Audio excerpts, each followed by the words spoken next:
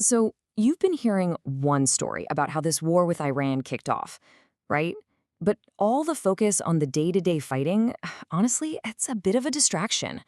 The real story, the one we need to understand, comes from answering one simple question that most of the coverage seems to be skipping. What was the real trigger? Look, if you've been following this whole thing and you're still kind of scratching your head wondering how we actually got here, well, that's not on you. That confusion is by design. The simple story we're being fed is meant to go down easy, but it leaves out the most important parts.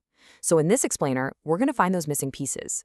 Okay, first things first. Let's just lay out the official version, the one you've probably heard a dozen times on the news. It's a very neat and tidy narrative, almost like a movie script. The story goes a little something like this. Iran was just moments away from a nuclear bomb, an existential threat. So the US and Israel had no choice but to launch a decisive, preemptive strike, Operation Epic Fury.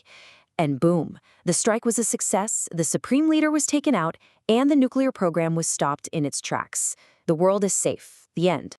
It sounds pretty good, doesn't it? Simple, clean, heroic even. But it's also deeply, deeply incomplete. This war didn't just pop up out of nowhere with a single strike. To really get what happened, you have to look at the fuse that was burning for years before the final explosion. The real starting point isn't a military operation at all. Nope. It's actually a diplomatic failure that goes back 7 years to the moment the Iran nuclear deal, the JCPOA, started to fall apart. Okay, so take a look at this timeline.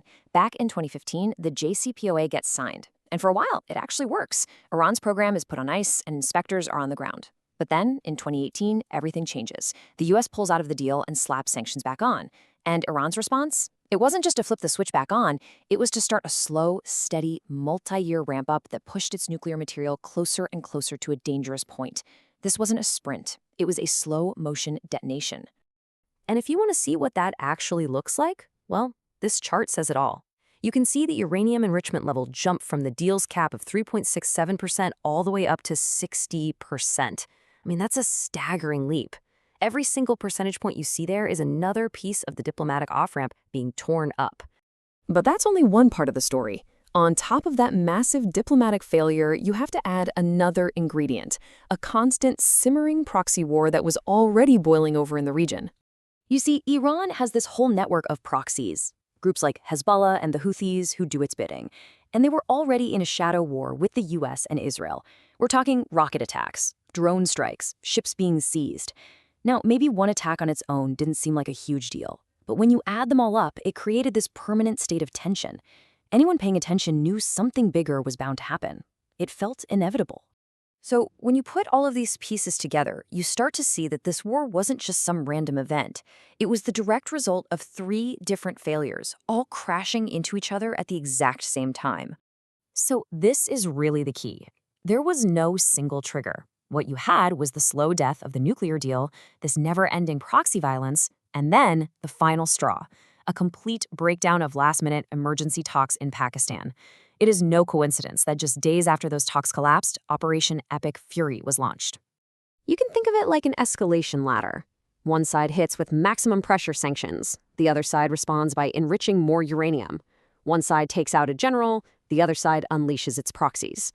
Each step up the ladder was a gamble, with both sides absolutely convinced the other one would back down first. Turns out, they were both wrong. And that's why we have to completely rethink how we talk about this. Operation Epic Fury wasn't the thing that started the war. No. It was the final, violent release of pressure that had been building up inside a sealed container for almost a decade. It was the inevitable explosion. So, why are we digging all this up? Why does this complicated history actually matter?